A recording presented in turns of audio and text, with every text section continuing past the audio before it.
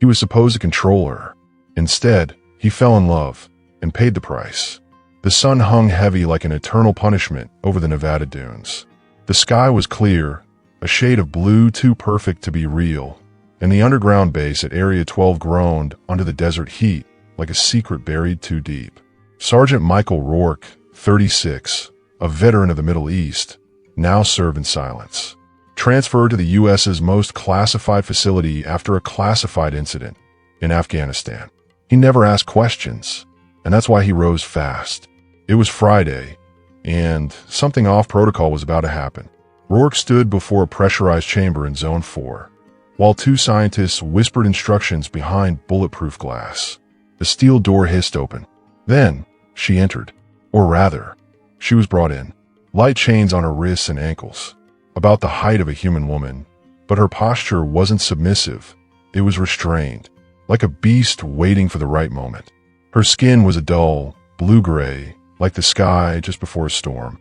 Long, straight black hair stuck to her skin from sweat and confinement.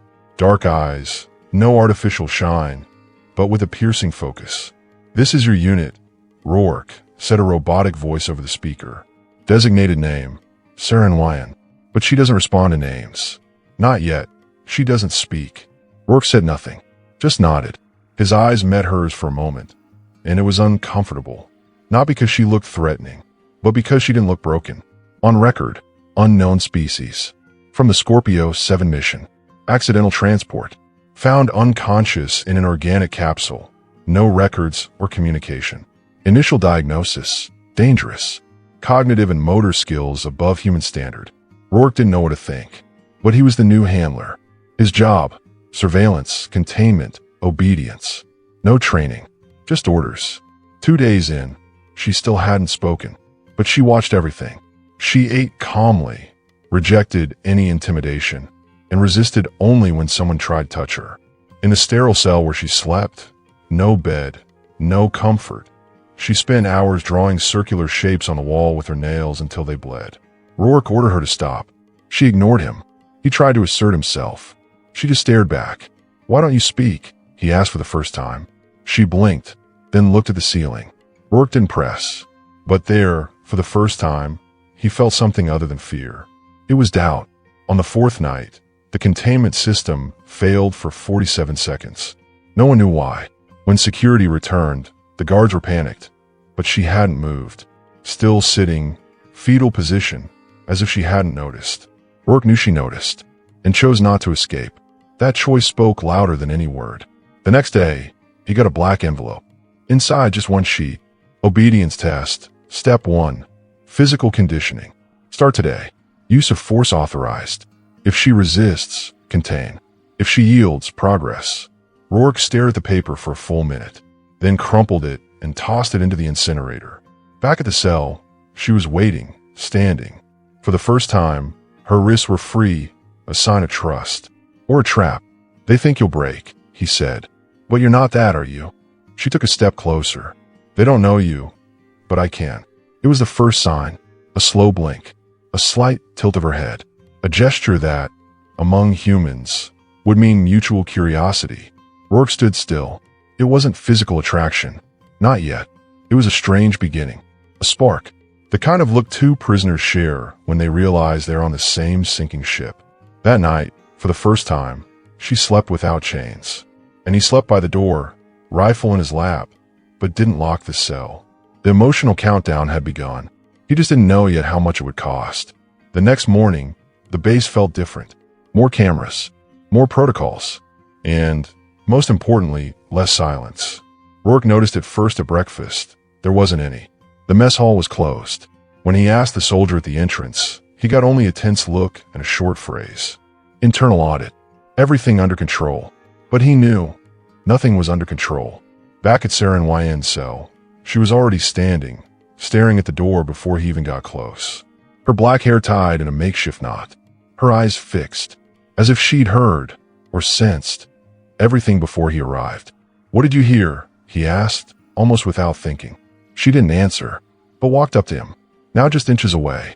And then, for the first time, she spoke. "They're going to separate us." Her voice was low, rigid, as if not born in that tongue, but forced into shape. The words carried a heavy accent of effort, but the message was clear. Rourke froze. How do you know that? She raised her right hand. 2 fingers marked with small circular marks, like sensors. Implants. Tools. Didn't matter. She heard everything. Maybe even more than he did. What else do you understand? Human languages. Frequencies. Anger. Fear. She paused. But you're a different kind of noise. It was almost a compliment.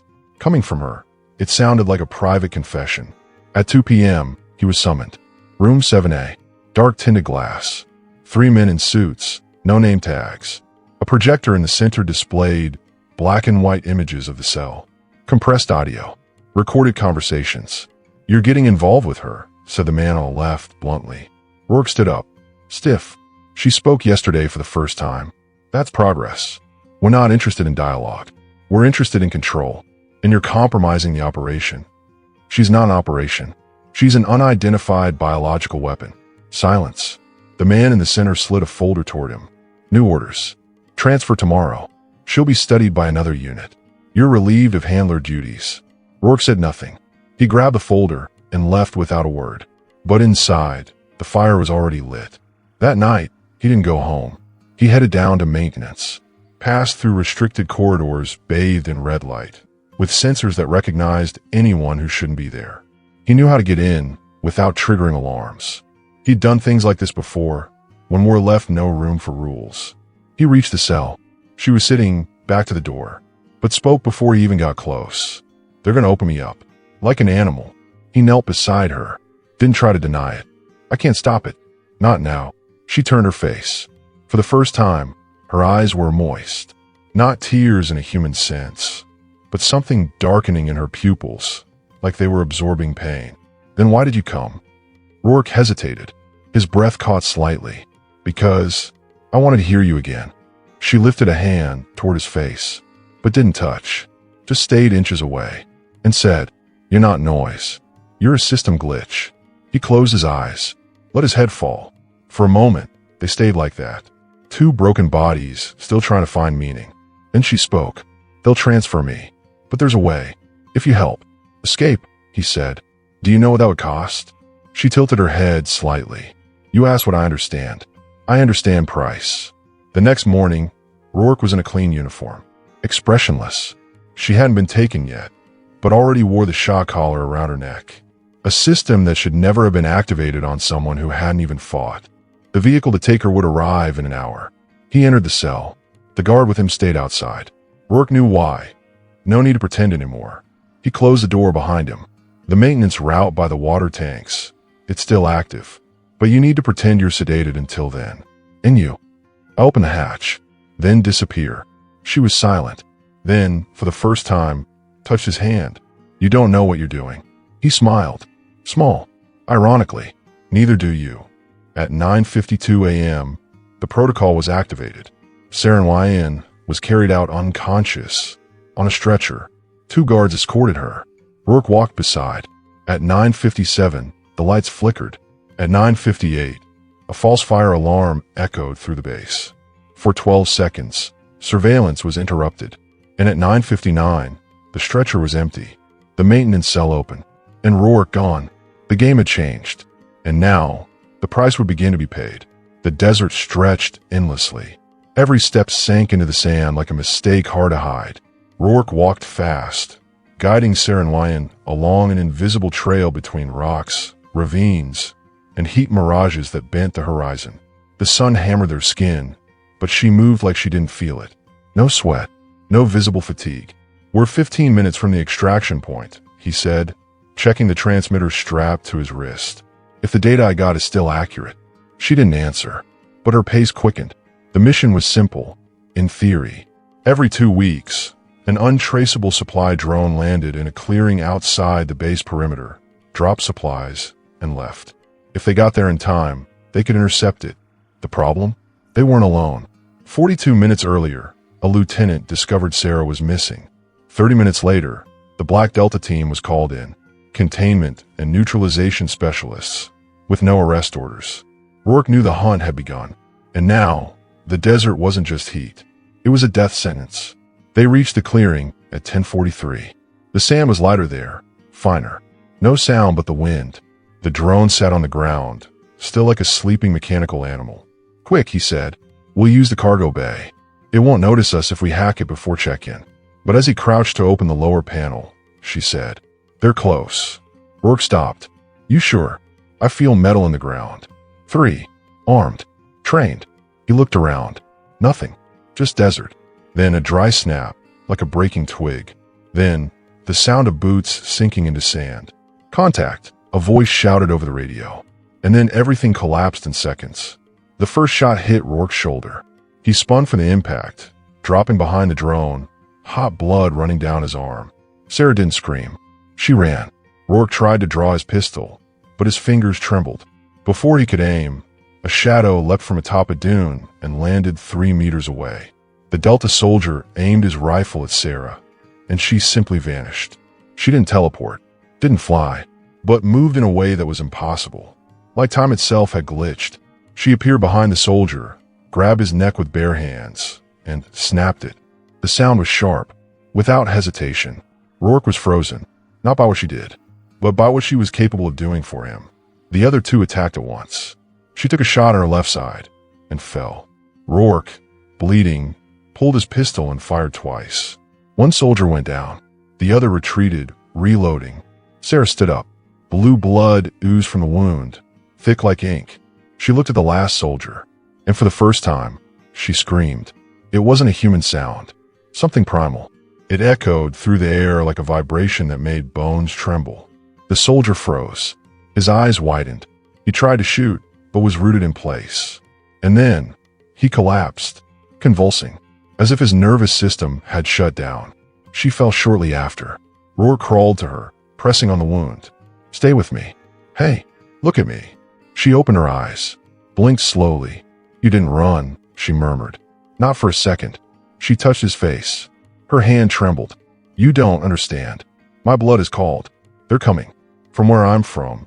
They will feel it. Where you're from. A place where love is punished by extinction." Rourke swallowed hard. The silence between them stretched endless. "You're not just a genetic mistake, huh?" She answered only with a look, then whispered, "You touched me, and everything changed." He activated the drone, placed her inside the cargo hold, injected the stolen stabilization serum from the base, then climbed in two, clutching his bleeding shoulder. The drone lifted off silently, leaving behind bodies, blood, and the trail of an irreversible choice. At the back of the capsule, she slept. Even unconscious, she still squeezed his hand gently. Rourke looked up through the external viewport. He knew now there was no going back. Not for him, not for her, not for the world as they knew it. The drone cut through the sky at 900 kilometers per hour, beneath satellite detection, heading for a point on the map where no civilization existed, no official records. A patch of land where the government buried projects that should never have existed. His shoulder throbbed, but he couldn't sleep. Every 30 seconds, he glanced at Sarah. Her flank wound had closed, but not by human hands. The blue skin formed a living membrane, healing from within. Still, she seemed weaker. "You'll make it," he murmured. "We're almost there." She didn't answer. Her eyes were half open, vacant, as if she was in two places at once. Then, suddenly, she whispered, "Something is coming from the sky." Rourke checked the sensors. Nothing. But she was right. For seconds later, the drone shook violently. The internal alarm blared. A beam of white light pierced the viewport, and the sky split in two. It wasn't a storm. It was a breach, like a rift between dimensions, and something was coming out. Rourke grabbed the panel and punched the emergency code, trying to change course. But the drone lost control. An invisible magnetic field pulled it upward.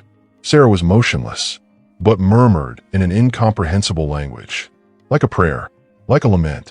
The drone spun in the air, then stopped, floating, motionless, as if held by invisible strings. And then, a ship appeared, not like human ships, nor like those in the movies. It was alive, organic, a colossal shape with no fixed form, parts pulsing like muscle and others shimmering like liquid crystal. And it was watching them.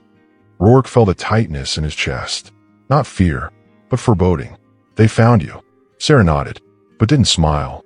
They didn't come for me. They came for you too. The ship opened a slit, like a lung inhaling. A beam of light sucked the drone in. They were pulled violently inside. When Rourke's eyes adjusted, they were within. Nothing was fixed there. The floor felt like living membrane. The walls shaped themselves in response to sound. The light was warm, but unnatural. Sarah struggled to her feet. They didn't know what you were, until you touched me. Now they want you to. Why? Because you did something that can't be undone. Suddenly, a figure appeared, towering, translucent blue. No eyes, no mouth, but spoke directly to the mind.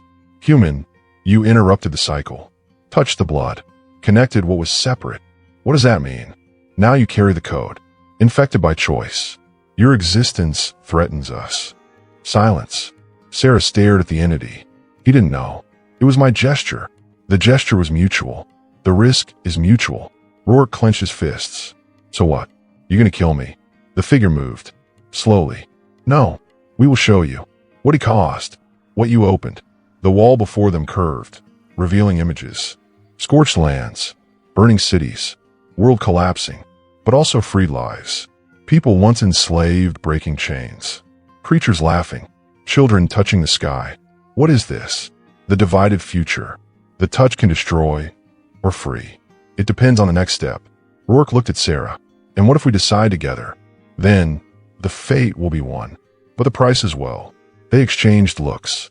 Right then, Rourke knew. Loving her was the point of no return. There was no safe choice. Only the true one. He reached out his hand. She took it. And the entity responded with a deep sound that echoed through the ship. So shall it be. But know this. There will be no peace without pain, nor love without loss. If you've ever rooted for an impossible love, subscribe for many more stories like this. And tell me, would you have reached out, even knowing you might lose everything? The ship left them in a hidden valley, surrounded by rocky formations that looked like scars on the earth. Nothing marked on maps, no satellites tracking, just silence and sand. Rourke woke first. His shoulders still throbbed, but the bleeding had stopped. In place of the wound, a blue circular mark was beginning to form. It glowed faintly, like a symbol burned into the skin. Sarah sat nearby, watching the sky as if hearing something he couldn't. They gave us time, but no shelter. That means they're coming.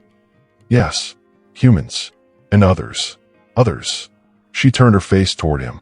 When I touched you, something ancient awoke. A genetic protocol my species tried to destroy millennia ago. Rourke ran his hand over the symbol on his shoulder. This is part of you. It's part of what I was. Part of what we are now. You carry the trace.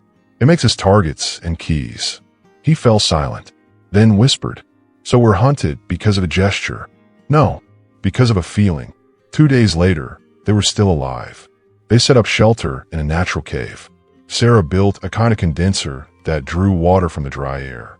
Using drone parts, Rourke improvised a passive radar to monitor search signals. They were together, but never at peace. The symbol on his shoulder burned every time something approached, like a living alarm. In the early hours of the third day, he woke to find her beside him, truly sleeping for the first time, face resting on his chest, as if she belonged there. He didn't move, just felt. There, in the desert, where the world wanted them dead. That was life. At 4:17 a.m., the radar beeped. 2 signals. Not human. They arrived early, Sarah said, waking instantly. Ooh, hunters. Genetically programmed to annihilate anything carrying the trace. They don't think. They just eliminate. Rourke stood, grabbed his pistol, still the one from the escape. 3 bullets. Can you fight them? If I try, they'll call more. If you fight, they'll ignore the real threat. He looked at her, then the horizon, and understood. You want me to run and leave you here? No, I want you to survive. The seed is in you now. If you die, it dies with everything I tried. And you. She didn't answer, but her eyes said it all. She was ready to die for him. Rourke refused. He ran to the radar, adjusted the frequency, had an idea. We do the opposite, he said. We lure them to the electromagnetic field of the abandoned ship, the one that caught us. It should still emit residual signals. Sarah hesitated. That could work if you're fast. I'm stubborn, remember? She smiled.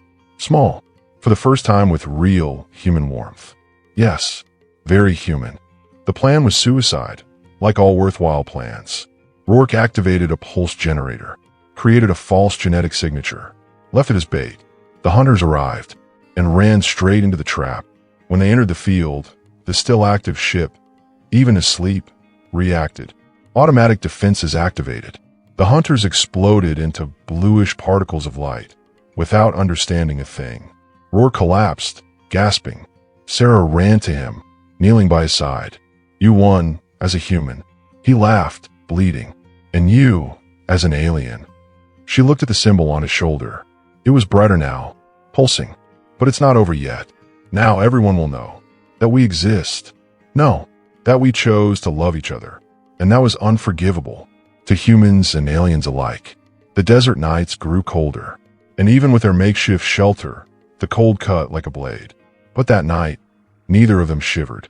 Sarah lay beside Rourke, watching the faint glow of the symbol on his shoulder, which now spread in thin blue veins across part of his chest. Your body is adapting, she said softly. Is that good or bad? That depends on how you feel. What I feel doesn't have a name, but it has you. She turned to him, black hair loose and messy, eyes dark like a moonless sky. You don't call me anything. You never said my name. Rourke frowned. Sarah Nwine, is that your name? She nodded. But Sarah is enough. Nwine was my caste, the place that tore me from what I was. He lightly brushed his fingers over her arm. Her skin was cold, but it pulsed under his touch. So you're not Nwine. Not anymore. She pressed her forehead to his. And you're not just human. Not after me. The next morning, they began walking. Sarah identified magnetic points in the ground, places where human presence was impossible, and that could hide natural energy fissures. Refuge spots. Rourke learned to trust her instincts. She learned to respect his limits. But the world still wanted them dead. 3 days later, a reconnaissance drone flew over the valley. Sarah detected it before it emitted a signal. They're tracking genetic frequency. Now not just mine, but yours too. So they know we're one. She nodded. Sad. And that scares them more than war. That night, they made love for the first time. Not as an escape, not as impulse, but as a silent declaration that what existed between them was more real than any system or planet. It was strange at first, like their bodies needed to relearn what touch, warmth, closeness were. But then, like two different notes creating a new sound, everything fit together. No words were spoken, just breaths that said, I'm here, and that was enough. The next morning, Sarah was silent for hours. Rourke sat beside her, still marked by the blue trace on his chest. What's bothering you? The silence, it's fading. They're coming stronger now. Not a capture, to a race. So we can't just run anymore. She turned her face. For the first time, angry. No, now we fight. He stayed quiet for a moment, then smiled. Finally. That night, they didn't sleep. They set up defenses, prepared false signals, used parts from the old ship as a distortion field. It wasn't just survival. It was a personal war. They were no longer just a human and an alien. They were a fusion, a dangerous idea that shouldn't exist, and they were ready to defend it to the end. The sky darkened 2 hours early. It wasn't a storm. It was them. 6 black ships descended silently, cutting the air like invisible blades. No sirens, no warnings, just the overwhelming presence of the inevitable. Sarah and Rourke stood in the valley center, surrounded by camouflage sensors, pulse towers, improvised mines. But they knew they wouldn't hold. How many? Rourke asked, carrying the last detonator. Sarah didn't look up. She already felt it in her blood. 63 human soldiers, 4 hybrid units, 1 original hunter. Rourke looked at her. One of yours? No, one of the ones who hunted me before you touched me. At 9:43 p.m., the ground trembled. The ships landed. A rectangular opening appeared, and soldiers started positioning. Black as shadows, rigid, no words. At their front, a man, or something that once was a man. The original hunter, 7 feet 2 inches tall, gray skin, scars that looked like circuits, eyes without irises, just white light. He carried a living spear, his gaze fixed on Sarah. Traitor. The word came out like broken metal. She said nothing. He continued. You corrupted the code, touched the inferior, traded purity for instinct. Now, both will be erased. Rourke drew his pistol. You'll have to try. The hunter spun his spear. I don't fight inferiors. I send them to oblivion. And then they all attacked. The first strike came from above. A sonic pulse activated by Sarah shattered the eardrums of 12 soldiers. Rourke opened fire on the flanking columns. Mines exploded. Bodies flew. But there were too many. And fast. Rourke took 2 shots. One in the leg, one in the side.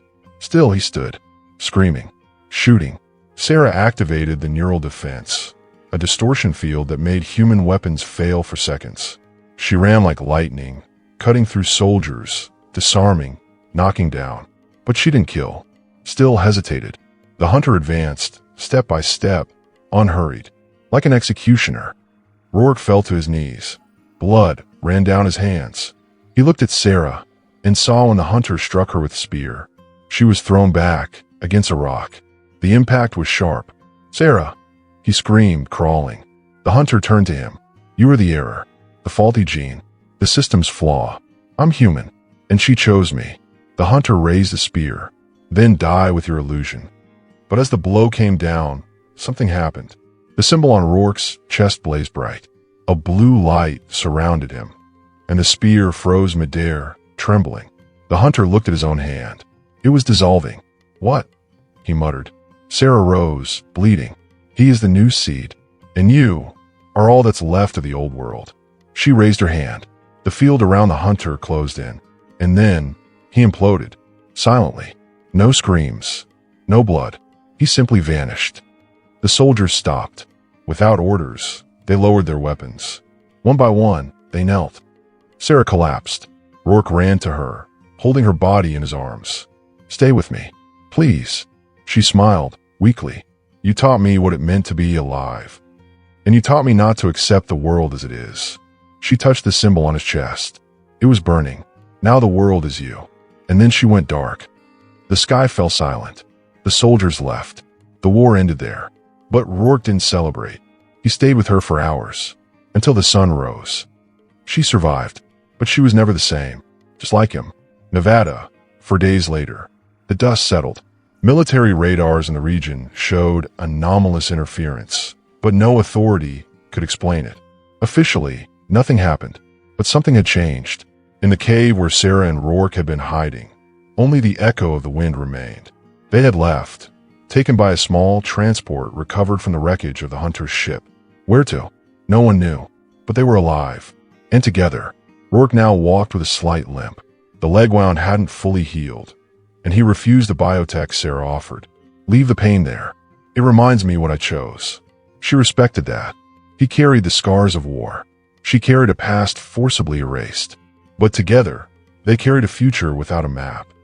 They found shelter in the Utah mountains, in a village where cell signals were weak and technology was limited to radios and solar panels. Simple people, curious, but discreet. Sarah wore a tunic and dark glasses. Exotic, yet human enough. There, they spent entire days without being hunted. Does this feel like peace? He asked one day, watching the sunset with her. Peace is not the absence of threat. It's the presence of choice. At night, he still dreamed of the hunter. She woke first. Always. She watched him sleep as if she couldn't believe it was real. As if at any moment, he might vanish, like the world she once knew. But Rourke always woke up and smiled. Still here. Still mine, she said. The symbol on his chest didn't disappear. It changed. Now it had softer, deeper contours, like it was etched into his soul. It pulsed when she was near, but also when she drifted too far. It was the universe's way of reminding them. You were bound by something born not in flesh, but in choice. A pirate radio broadcasted one cold night. Rumors of deserters from Area 12. Reports of peaceful alien presence. No confirmations. No denials. But they say the world is changing. That there are exceptions. Rourke turned off the radio. Looked at her. Do you think they'll ever accept it? Sarah blinked slowly. Accept no. Understand maybe. And if they try to hunt us again? She took his hand. Squeezed it. We won't run. We'll just keep going. The desert no longer held them. It was home now. The world did not go to war. Not for them. No global alarm sounded. No headline screamed, "A human and an alien changed everything." There was no interplanetary rebellion. No peace treaties. The truth was the world tried to forget. They erased reports, silenced witnesses, rewrote Area 12's files until it seemed Seren never existed. But one thing remained. The mark. On Rourke's body, the symbol evolved.